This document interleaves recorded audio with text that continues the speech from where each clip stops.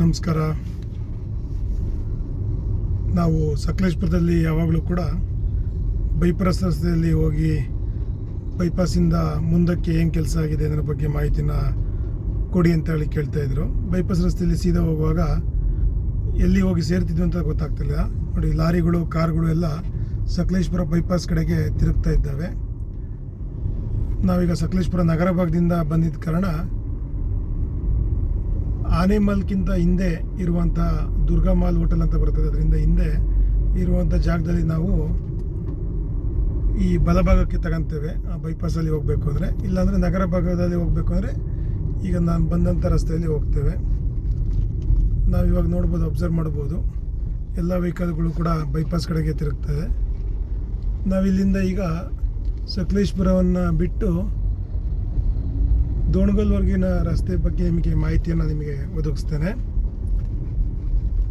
ಕಳೆದ ಬಾರಿ ನಾವು ಅಲ್ಲಿ ಆ ಹಳೆ ರಸ್ತೆಯಲ್ಲಿ ತಿರುಗ್ತಾ ಇದ್ವಿ. ಅಲ್ಲಿ ಈಗ ಆ ರಸ್ತೆಯನ್ನು ಕ್ಲೋಸ್ ಮಾಡಿದ ನಂತರ ಈಗ ನೋಡಿ, ಇಲ್ಲಿ ಹೊಸ ರಸ್ತೆಯನ್ನೇ ಇಲ್ಲಿ ಸ್ವಲ್ಪ ಹಾಕಿದ್ದಾರೆ ಮತ್ತು ಎಡಬದಿಯ ಕೆಲಸವನ್ನು ಕೂಡ ಮಾಡ್ತಾ ಇದ್ದಾರೆ. ಬಟ್ ಮಳೆ ಸ್ಟಾರ್ಟ್ ಆಗಿರೋದ್ರಿಂದ ಲಾರಿಗಳು ಓಡಾಡಲಿಕ್ಕೆ ಮತ್ತು ಈ ಮಣ್ಣನ್ನು ಅಗಿವಾಗ ಕುಸಿಯುವಂಥದ್ದು ಕೆಲಸಗಳು ಜಾಸ್ತಿ ಆಗ್ತಾಯಿದೆ. ಇಲ್ಲಿಂದ ಹೊರಟ ನಂತರ ನಾವೇನು ಆನ್ಬಳ್ ಮತ್ತು ಮೂಡಿಗೆರೆ ರಸ್ತೆಗೆ ತಿರುಗುವಂಥ ರಸ್ತೆವರೆಗೆ ಈ ಸಿಮೆಂಟ್ ರಸ್ತೆಯಲ್ಲಿ ನಾವು ಹೋಗ್ಬೋದು. ಅಂದರೆ 1 ಕಿಲೋಮೀಟರ್ನಷ್ಟು ರಸ್ತೆ ಸಿಮೆಂಟ್ ರಸ್ತೆ ಆಗಿದೆ. ಈ 1 ಕಿಲೋಮೀಟರ್ ರಸ್ತೆ ಮುಗಿದ ನಂತರ ಮುಂದಕ್ಕೆ ಏನಾಗ್ತಾ ಇದೆ ಅಂತಂದರೆ ಅದನ್ನು ನೀವೀಗ ಲೈವ್ ಆಗಿ ನೋಡ್ಬೋದು.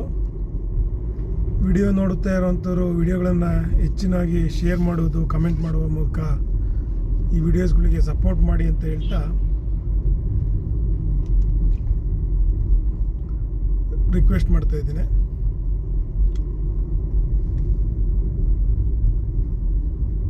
ಸಕಲೇಶಪುರ ನಗರ ಭಾಗದಿಂದ ಹೊರಟ ನಂತರ ಮಾರ್ನಹಳ್ಳಿ ಭಾಗಕ್ಕೆ ಕೆಲಸ ಎಷ್ಟಾಗಿದೆ ಅಂತ ಹೇಳಿ ಎಲ್ಲ ಅಪ್ಡೇಟ್ಸ್ಗಳನ್ನು ಕೇಳ್ತಾಯಿದ್ರು.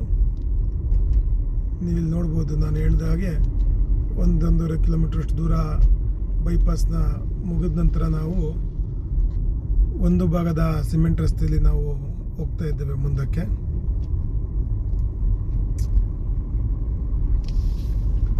ಅದು ಮುಗಿದ ನಂತರ ಎಷ್ಟು ಭಾಗದ ಕೆಲಸ ನಡೀತಾ ಇದೆ ಅದರ ಬಗ್ಗೆ ಮಾಹಿತಿಗಳನ್ನು ನಿಮಗೆ ತಿಳಿಸ್ಕೊಡ್ಲಿಕ್ಕೆ ಇಷ್ಟಪಡ್ತೇನೆ ಇವತ್ತು.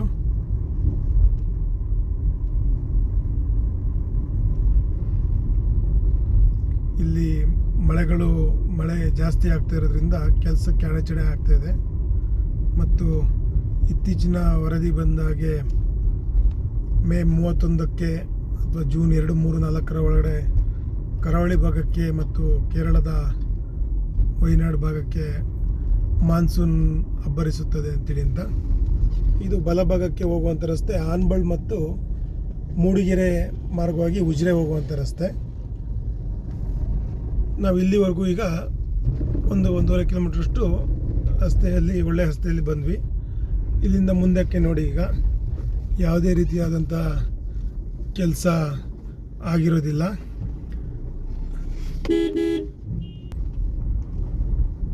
ಈ ಮಣ್ಣುಗಳನ್ನು ತುಂಬಿದ್ದಂಥ ಜಾಗಗಳು ನೋಡಿ ಈಗ ಯಾವ ರೀತಿ ಆಗಿದ್ದಾವೆ ಅಂತಂದರೆ ಮತ್ತೆ ಕುಸಿಯುವಂಥ ಎಲ್ಲ ಕೆಲಸಗಳಾಗ್ತದೆ.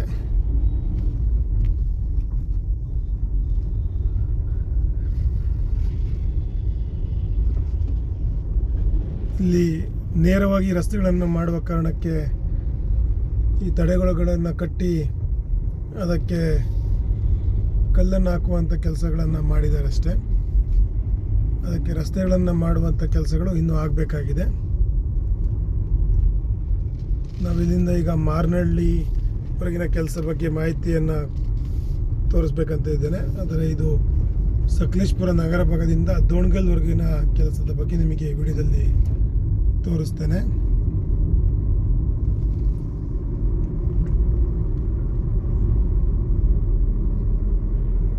ಕಳೆದ ವಿಡಿಯೋದಲ್ಲಿ ನಾನು ನಿಮಗೆ 12 ರಸ್ತೆಯನ್ನು ಅಪ್ಲೋಡ್ ಮಾಡಿದ್ದೆ. ಆ ಟೋಲ್ ರಸ್ತೆ ಹಾಸನದಿಂದ ಸಕಲೇಶ್ಪುರ ಎಂಡಾಗುವವರೆಗೆ ಮಾತ್ರ ಬೈಪಾಸ್ ರಸ್ತೆ ಮಾತ್ರ ಕೆಲಸ ಆಗಿ ಕಂಪ್ಲೀಟ್ ಆಗಿದೆ ಅಂತ. ಅಲ್ಲಿಂದ ಮುಂದಕ್ಕೆ ಈಗ ಇನ್ನೂ 14 ಕಿಲೋಮೀಟರ್ ಭಾಗದ ಕೆಲಸ ಬಾಕಿ ಉಳಿದಿರ್ತದೆ. ಆದರೂ ಕೂಡ ಟೋಲ್ ಕೆಲಸವನ್ನು ಮಾಡ್ತಾ ಇದ್ದಾರೆ. ಇದು ಟೋಟಲ್ 45 ಕಿಲೋಮೀಟರ್ ರಸ್ತೆ ಕೆಲಸ ಆಗಿದೆ. ಹಾಸನ ಮಾರ್ನಳ್ಳಿಯಿಂದ 45 ಕಿಲೋಮೀಟರ್ ರಸ್ತೆ ಅಂತೇಳಿ 2014 ಕೆಲಸವನ್ನು ಸ್ಟಾರ್ಟ್ ಮಾಡಿದ್ದು. ನೀವು ಇಲ್ಲಿ ಬಲಭಾಗದಲ್ಲಿ ನೋಡ್ಬೋದು, ಅಲ್ಲಿ ಕೂಡ ರಸ್ತೆಗಳನ್ನು ಹಾಕಿದ್ದಾರೆ.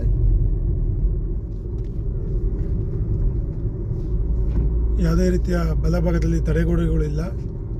ಈ ಮಳೆಗಾಲದಲ್ಲಿ ಎಲ್ಲ ತಡೆಗೋಡೆಗಳಿಲ್ಲದೆ ಅದೆಲ್ಲ ಕುಸಿದರೆ ಮತ್ತೆ ಅದು ತೊಂದರೆಗಳು ಉಂಟಾಗ್ತದೆ.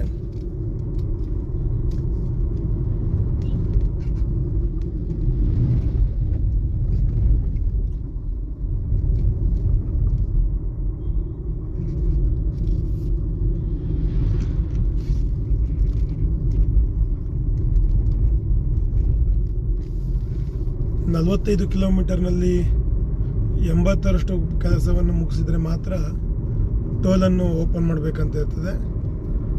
ಇನ್ನೂ ಕೂಡ 14 ಕಿಲೋಮೀಟರ್ ಕೆಲಸ ಬಾಕಿ ಉಳಿದೆ. ಹೆಚ್ಚೆಂದರೆ ಒಂದು 30 ಕಿಲೋಮೀಟರ್ ಅಷ್ಟು ಕೆಲಸ ಮಾತ್ರ ಕಂಪ್ಲೀಟ್ ಆಗ್ತಾ ಬಂದಿದೆ.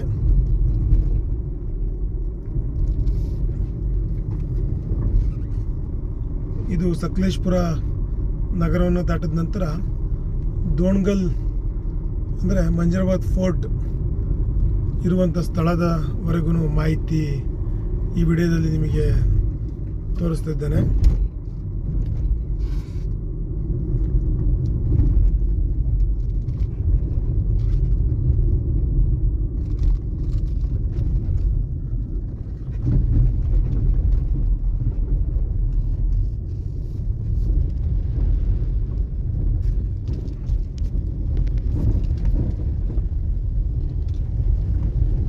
ನಾವು ದೋಣ್ಗಲ್ವರೆಗೂ ಬಂದಿದ್ದೇವೆ. ನೀವು ನೋಡುವ ಹಾಗೆ 5 ಕಿಲೋಮೀಟರ್ಗಳಲ್ಲಿ ಕೇವಲ 1 ಕಿಲೋಮೀಟರ್ ಅಷ್ಟೇ ರಸ್ತೆ ಆಗಿರ್ತದೆ. ಇದು ದೋಣ್ಗಲ್ ಮಂಜರಾಬಾದ್ ಫೋರ್ಟ್ನ ಸರ್ಕಲ್ ಆಗಿರ್ತದೆ. ಇದರಿಂದ ಎಡಭಾಗಕ್ಕೆ ಚಲಿಸಿದರೆ ಬಿಸ್ಲೆಘಾಟಾಗಿ ಸುಬ್ರಹ್ಮಣ್ಯ ಹೋಗ್ಬೋದು ಮತ್ತು ಅಲ್ಲಿಂದ ಮುಂದಕ್ಕೆ ಕೊಡ್ಲಿಪೇಟೆ ಮತ್ತು ಸೋಮವಾರಪೇಟೆ ಮಡಿಕೇರಿಗೂ ಕೂಡ ಹೋಗ್ಬೋದು. ಬಲಭಾಗಕ್ಕೆ ತಿರುಗಿದ್ರೆ ನಾವು ಮಂಗಳೂರು ಮತ್ತು ಧರ್ಮಸ್ಥಳ ಮತ್ತು ಸುಬ್ರಹ್ಮಣ್ಯ ಕಡೆ ಹೋಗುವಂಥ ರಸ್ತೆ ಇದು.